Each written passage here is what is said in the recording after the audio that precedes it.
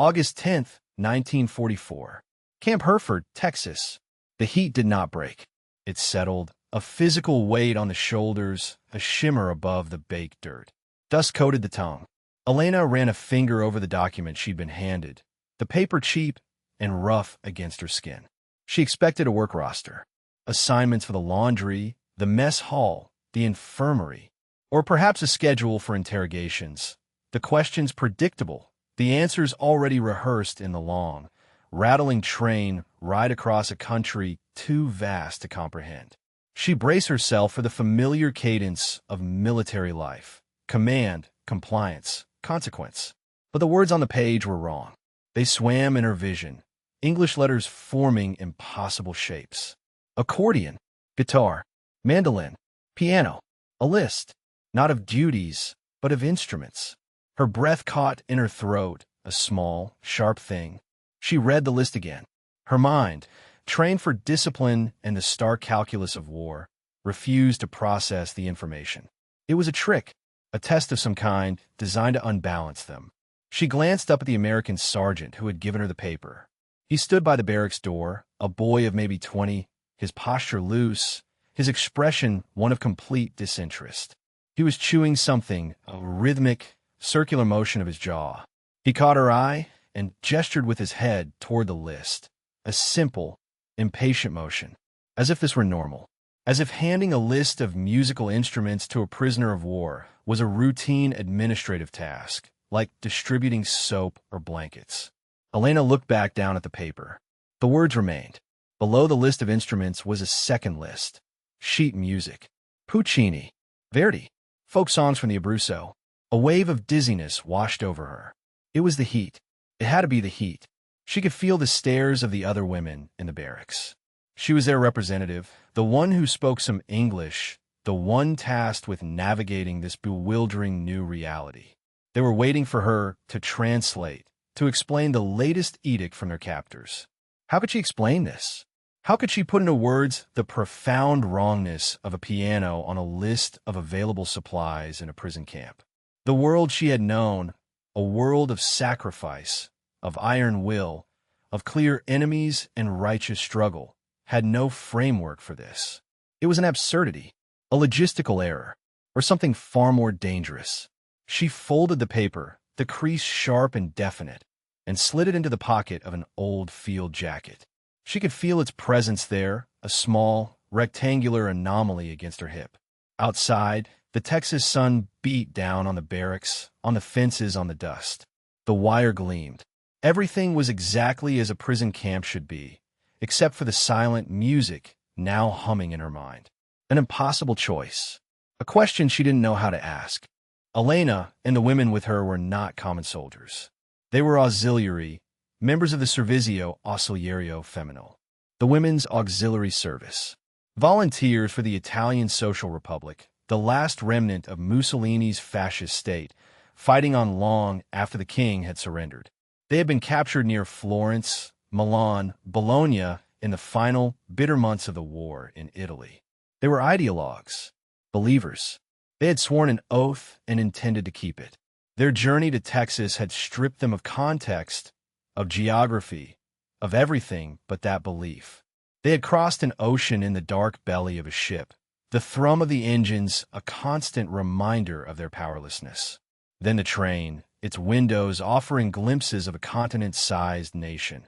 Endless fields of corn, cities that glittered with an impossible number of lights at night, a landscape of infuriating, unscarred prosperity. Now they were here. Camp Hereford, a grid of wooden barracks set in the middle of nowhere, a place the locals called the Country Club. The name itself felt like a taunt. The physical reality of the camp was defined by constraints. The double rows of barbed wire. The guard towers manned by young Americans who looked both bored and nervous. The rigid daily schedule posted in every barracks. The mail censored. The conversations guarded. Their world had shrunk to this dusty square, a few hundred women surrounded by a perimeter designed to be absolute. The material stakes were survival, but survival was a complicated concept here. It wasn't about finding enough food. The food was, to their astonishment, plentiful. White bread, soft and tasteless, but always available. Coffee with real sugar. Meat several times a week. It was a diet of surreal abundance, compared to the grim rationing of wartime Italy. Lucia, a woman who had seen 2 sons off to the Russian front, would sometimes just hold a piece of the bread, feeling its weight, her mind cataloging the sheer waste of it all. The real stakes were not material, but psychological. They were engaged in a war of wills. They had arrived expecting a fight for their dignity against brutal oppressors. They were prepared for hardship, for interrogation, for punishment. They had mentally fortified themselves for a continuation of the war by other means. Instead, they were met with a baffling system of administrative procedure. The camp was not a place of punishment. It was a holding facility. Their captors were not monsters. They were bureaucrats in uniform.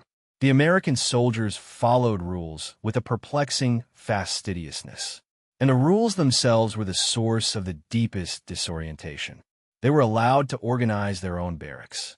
They were permitted to hold classes in literature, in history, in languages. And now this, the offer of music. It was a threat, but of a kind they had not anticipated. It was an assault not on their bodies, but on their certainty. The barbed wire contained them physically, but the perplexing kindness of the system threatened to breach the walls they had built inside their own minds. This was the true battlefield.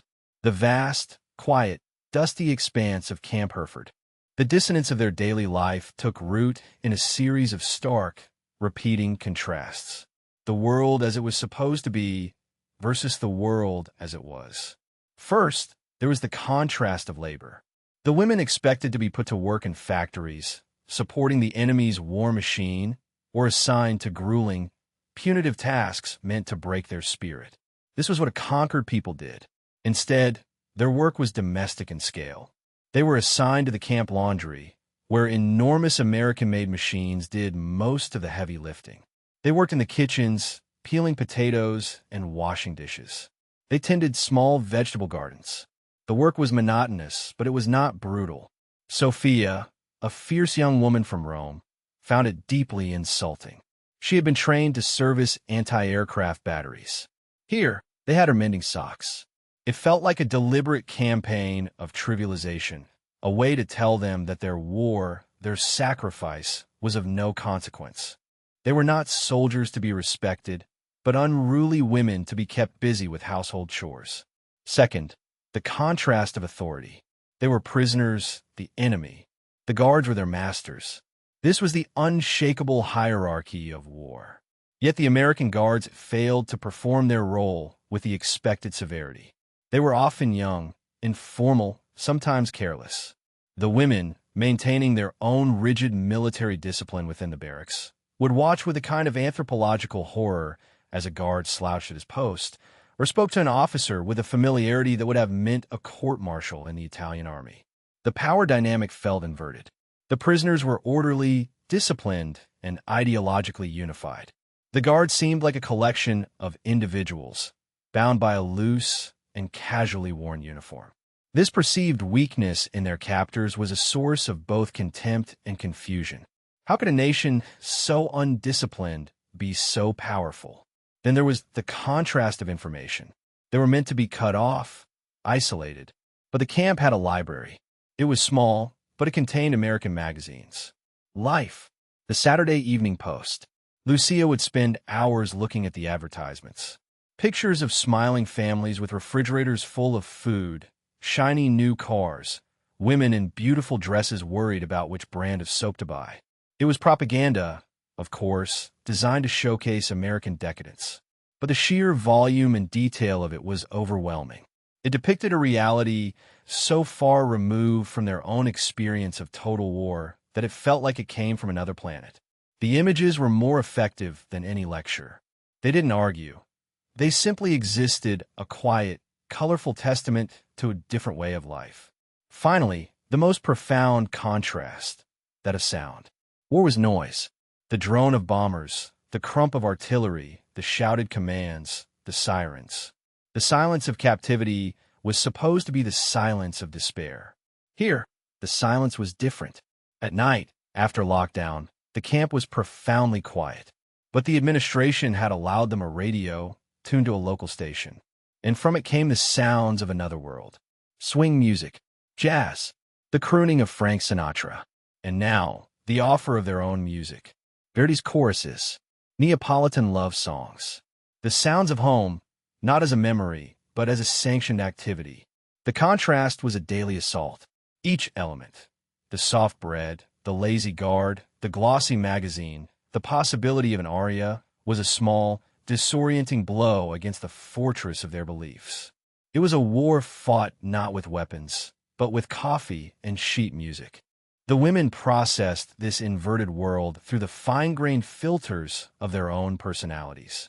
Their observations, sharp and specific, became a form of resistance, a way of trying to impose order on the chaos of their circumstances. They were witnesses, and their internal monologues were the true record of this strange war. Elena, with her careful English and her habit of watching, became the group's analyst. She noticed the small things. She counted the supply trucks that arrived each Tuesday, a detail that spoke of a logistics chain that was utterly indifferent to the war. It simply functioned. She observed the camp's commanding officer, a major, and noted that he seemed more like a beleaguered high school principal than a military warden. He dealt with their complaints about the food, the mail, the work assignments with a weary patience.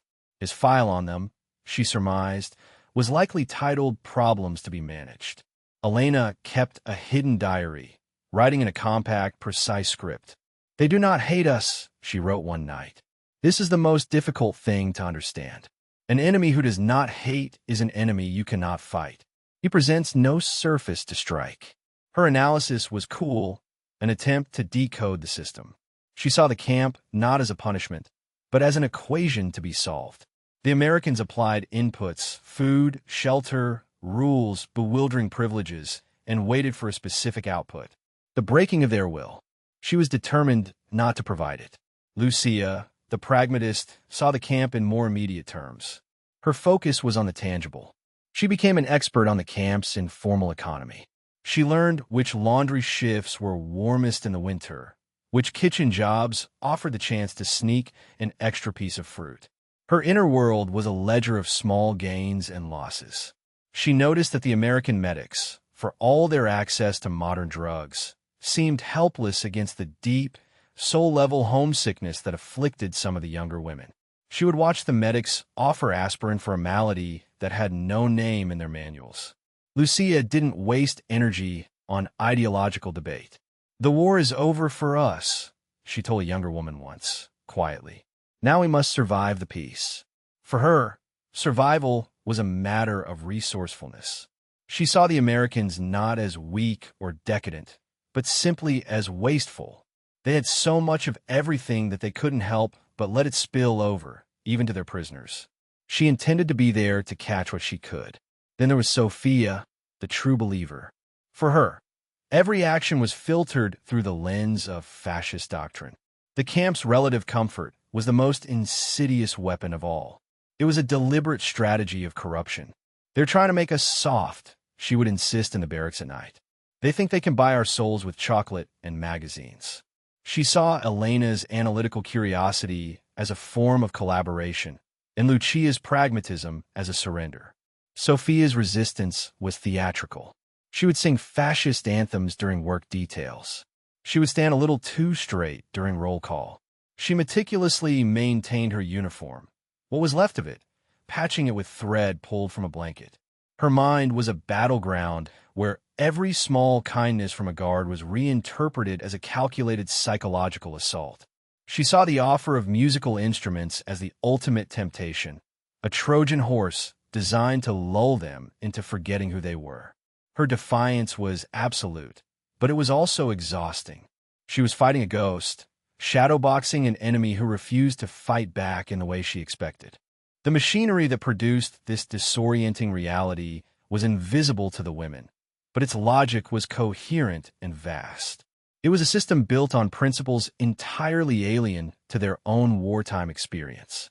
At its core was a document, the 1929 Geneva Convention relative to the treatment of prisoners of war. The United States was a signatory, and it approached the treaty's obligations with a uniquely American combination of legalistic zeal and industrial-scale capability. The convention stipulated that prisoners were to be humanely treated, adequately fed, and housed in conditions comparable to that of the detaining power's own depot troops. For a nation like the United States, with its immense agricultural surplus and manufacturing base, meeting these standards was not a hardship. It was a logistical exercise.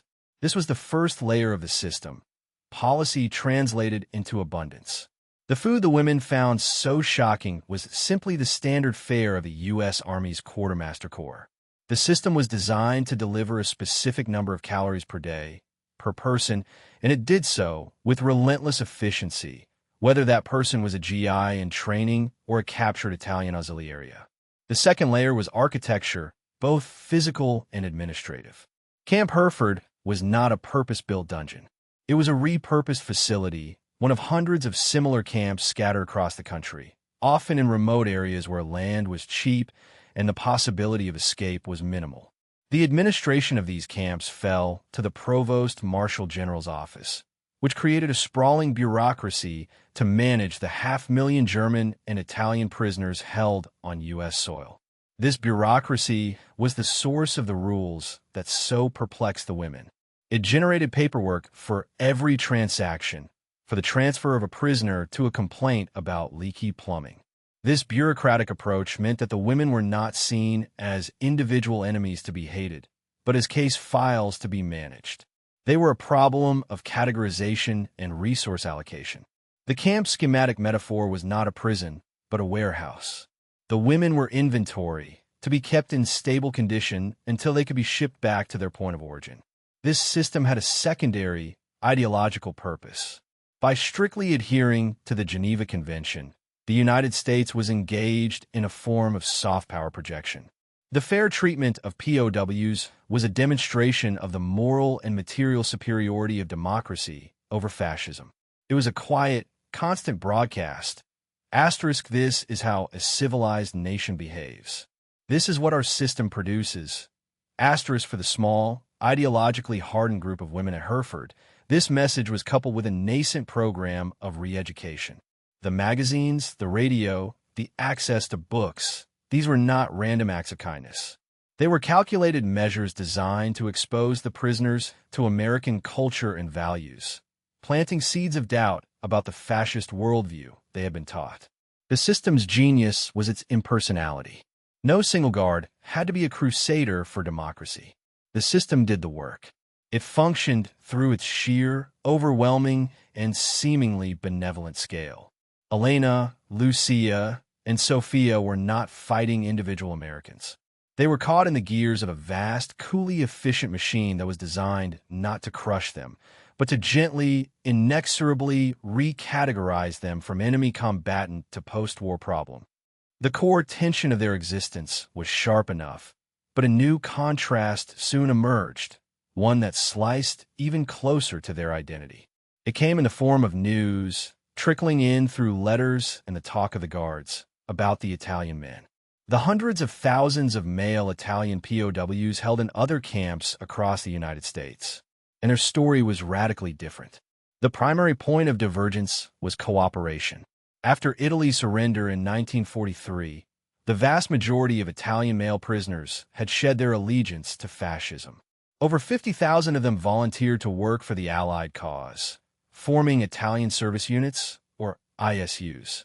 They repaired equipment, worked on farms, loaded cargo. They were still prisoners, but they were now collaborators. To the women at Hereford, this was an unimaginable betrayal. Sophia heard the term cooperator from a guard and spat on the ground. Her inner monologue was scathing. They were men who had broken their oath, siding with the enemy to secure better food and easier work. They had no honor. The women, by contrast, remained staunchly non-cooperative.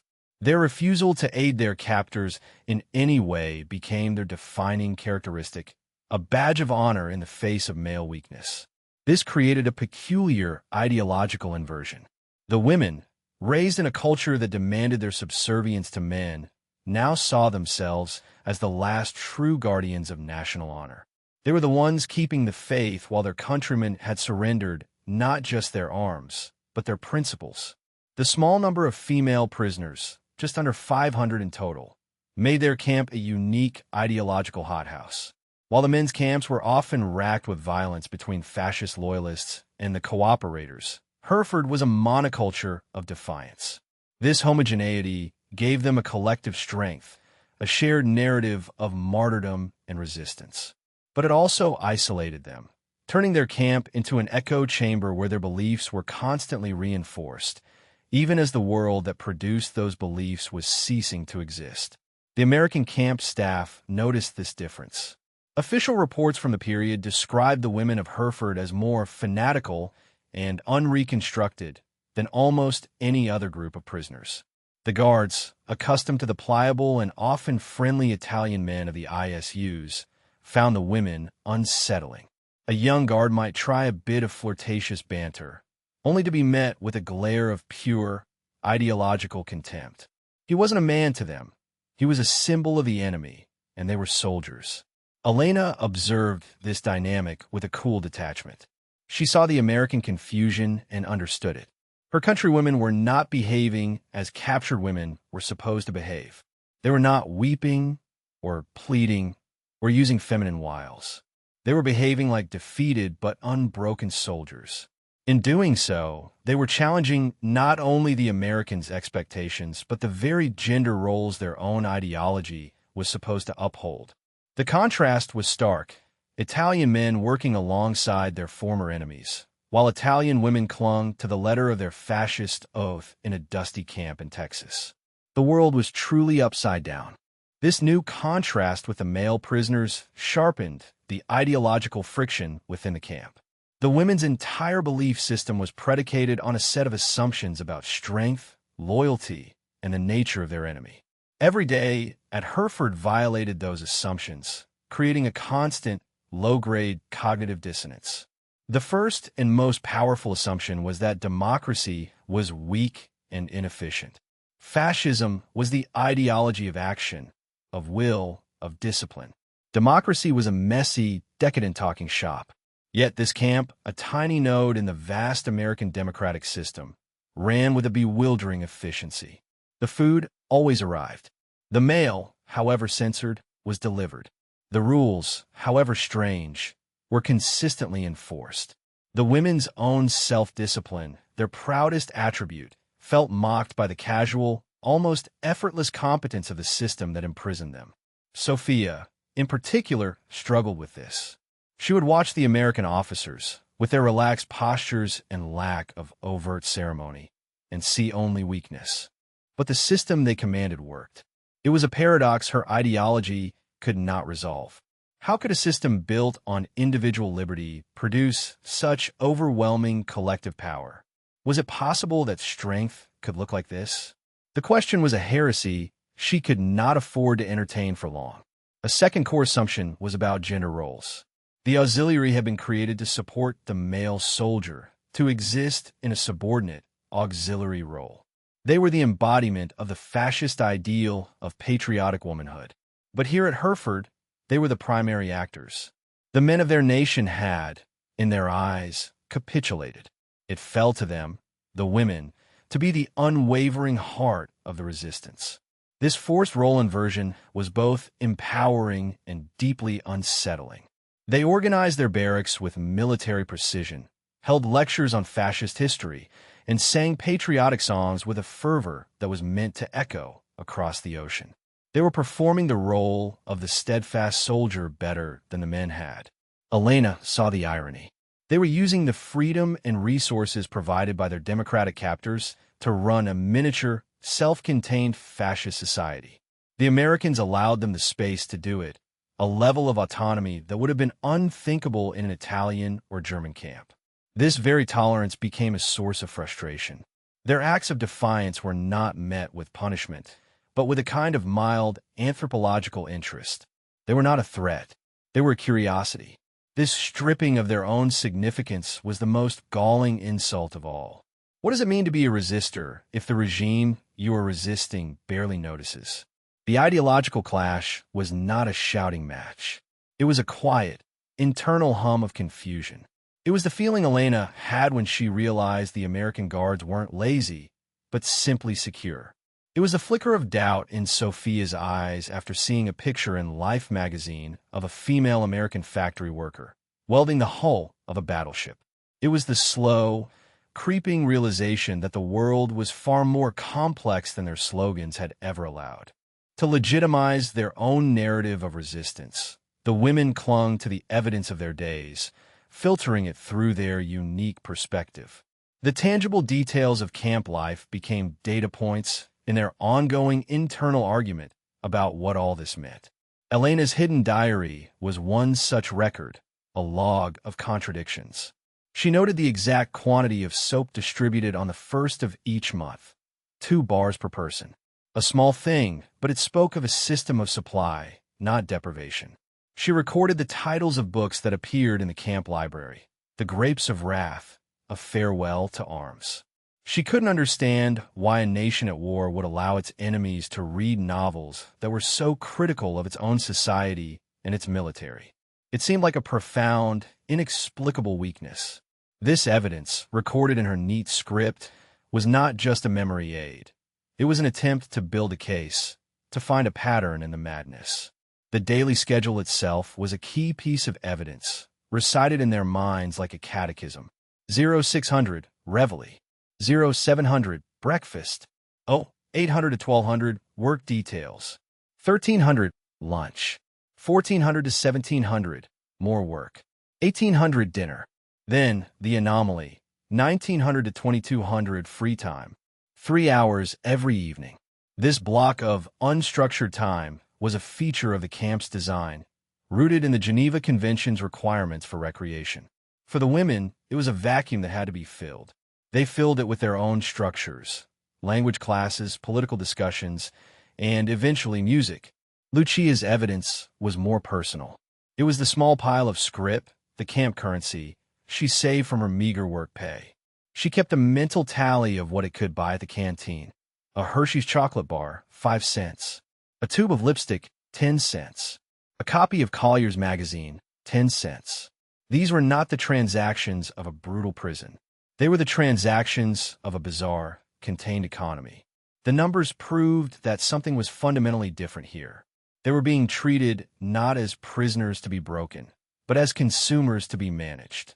The most powerful piece of evidence, however, remained the music. After weeks of debate, suspicion, and argument, a small group of women, led by one who had been a music teacher in Milan, finally requested the instruments from that impossible list. The camp administration delivered them without comment. An accordion, slightly battered, 2 guitars with old strings, and a small, upright piano wheeled into the main recreation hall. The physical presence of these objects was irrefutable. They were real. Records from the Provost Marshal General's office, now stored in the National Archives, confirm this. A report from Camp Hereford dated December 1944 notes, "The Italian women have formed a choir and a small orchestra. Their morale remains stubbornly high." The women's recollections, gathered years later by historians, are more vivid. They remember the first tentative notes played on the piano. The sound, echoing in the wooden hall, was both a comfort and a betrayal. It was the sound of home, played in the heart of the enemy's empire. The music became the center of their lives and the source of their greatest emotional crisis. It began as a form of organized resistance, a way to preserve their culture, to prove they were not broken. They practiced with a fierce discipline, driven by Sophia, who insisted their performances must be technically perfect, a display of Italian cultural superiority. They prepared for a Christmas concert. They would perform for themselves, a defiant celebration of their identity in the face of their captors. But the camp commander, hearing of their plans, requested they perform for the camp staff as well. The request was polite, not an order. And after another round of heated debate, they agreed. They would show the Americans the richness of the culture they were fighting. The night of the concert arrived. The recreation hall was decorated with makeshift ornaments. The women wore their cleanest, most carefully mended uniforms. The American staff, including the major, his officers, and a handful of guards and nurses, sat on benches at the back. A nervous tension filled the air. They began with a Verdi chorus, the powerful music filling the room. The women's voices, honed by weeks of practice, soared. For a few minutes, they were no longer prisoners. They were performers. They were Italians. They were themselves. The music was a portal, transporting them out of the dusty camp and back to the opera houses and village squares of home. A genuine, unbidden joy spread through them. Their faces, usually set in masks of disciplined defiance, softened. There were smiles. Then came the folk songs. Simple melodies of love and loss, tunes known since childhood. A wave of profound nostalgia swept the room. Elena felt a tightness in her chest, a feeling so acute it was almost painful. She saw tears glistening on Lucia's cheeks. She glanced at Sophia, who was singing with her eyes shut, her body rigid, as if fighting the music's emotional pull. The concert ended. There was a moment of absolute silence. Then applause. It was not polite or perfunctory. It was loud, sustained, and genuine. The young American guards were on their feet, whistling and cheering. The major was smiling, clapping enthusiastically. The women stood on the small stage, frozen. The applause was a physical blow. It was not the reaction of a defeated enemy acknowledging their superior culture. It was the warm appreciation of an audience. And in that moment, the entire performance was reframed. They were not cultural warriors. They were entertainment. The joy of the music curdled into a thick, sickening feeling of shame. They had shared something intimate, something of themselves, and it had been received as a quaint diversion. Sophia's face was pale with fury. She felt they had been tricked into a kind of spiritual collaboration, baring their souls for the enemy's amusement. Elena felt a dizzying sense of dislocation. The tears that finally came were not for her lost home, but for her lost certainty. The line between resistance and surrender, between defiance and performance, had dissolved completely. She looked out at the smiling American faces, and for the first time, she felt truly, utterly imprisoned. In the barracks later, a heavy silence fell. No one spoke of the concert. The emotional cost was too high. In the quiet darkness, a young woman whispered the question that was in everyone's mind. What are we doing here? There was no answer. In the profound silence that followed the concert, listening to the quiet breathing of the other women in the dark, Elena finally understood. The revelation arrived not as a complex thought, but as a single, devastatingly simple sentence that formed in her mind. The American camp was not designed to break their bodies, but to dismantle their worldview through overwhelming, inexplicable kindness. This was the weapon. Not barbed wire, not hunger, not brutality, but a steady, relentless application of civilized procedure and material comfort. It was a form of warfare for which they were completely unprepared. The implications of this insight unfolded with terrifying clarity. First, it meant their resistance was meaningless. All their carefully cultivated defiance, the fascist songs, the rigid discipline, the refusal to cooperate, was not a threat to the system. It was a predictable, manageable variable. The camp administration had simply absorbed it. Their fiercest expressions of belief were tolerated, noted in reports, and perhaps even studied, like the behavior of exotic animals in a zoo. They had thought they were fighting a battle of wills, but they were merely providing data. Second, the freedoms they had been granted were the most effective tools of control. The permission to organize, to teach, to argue, and especially to make music was not a weakness in the system. It was its most sophisticated feature. It kept them occupied. It created internal conflicts. And, as the concert had so brutally demonstrated, it could subtly transform an act of cultural defiance into an act of benign entertainment, stripping it of all power. The freedom to sing Verdi was a more secure cage than any punishment because it forced them into a relationship with their captors that was not one of pure opposition. It created a bond of shared experience, however fleeting, that corroded the foundations of hate. The final implication was the most personal. The real war was not with the American guards or the camp major. It was an internal war against the slow-acting poison of doubt. The daily exposure to an enemy who refused to act like an enemy created a cognitive dissonance that was impossible to sustain. It forced a constant, exhausting reevaluation of everything they believed. The barbed wire did not need to be electrified. Its purpose was not merely to keep them in, but to hold them still while this psychological process did its work. Elena realized that the ultimate goal of the camp was not to produce compliant prisoners, but to produce changed individuals. The Americans were not trying to win an argument with fascist ideology. They were trying to make it irrelevant, to dissolve it in a flood of coffee, magazines, and music. The enemy wasn't outside the wire. He had been quietly invited inside their own heads. The small, human-scale moments of life at Hereford were not random occurrences. They were the direct output of a vast, system-scale project. The list of musical instruments that so confused Elena on that first day was the endpoint of a causal chain that began with a diplomatic signature in Geneva, ran through the logistical behemoth of the U.S. Army Quartermaster Corps, and was filtered through a specific strategic doctrine about the nature of post-war influence.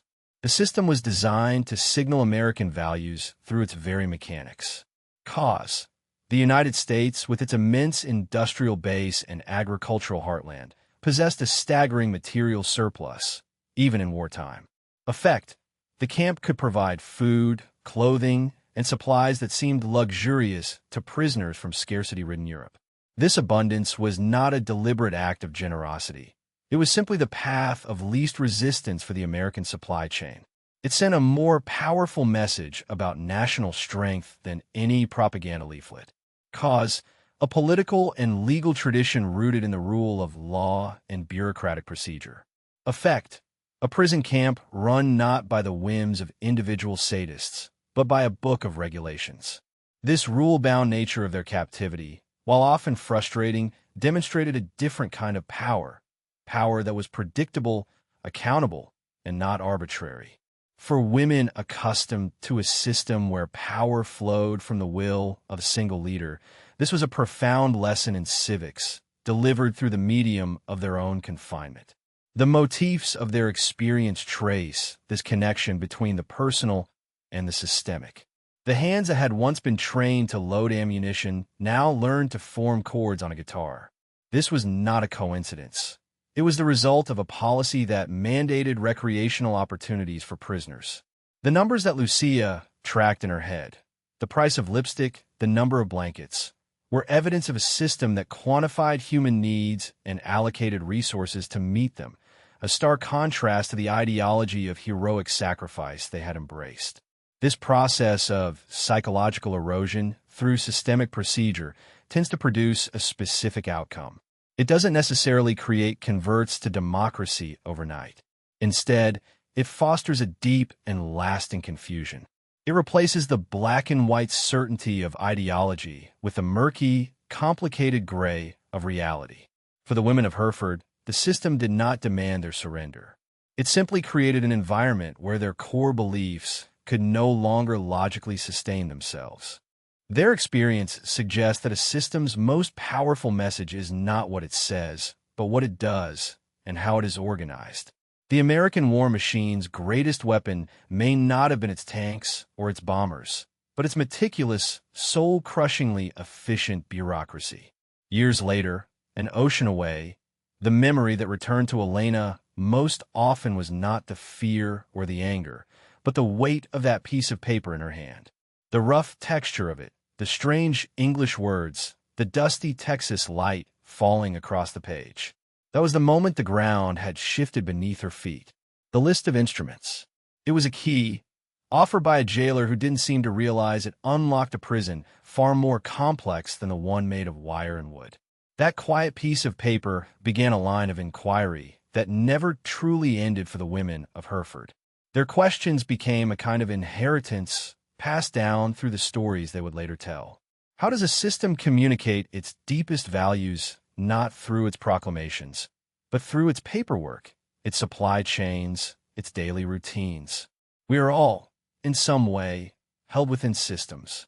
Look around at the institutions that shape your own life, your workplace, your community, your country? What do their rules and their resources, the things they choose to measure and to provide, tell you about what they truly believe? The story of these women did not end when the gates of Camp Hereford finally opened.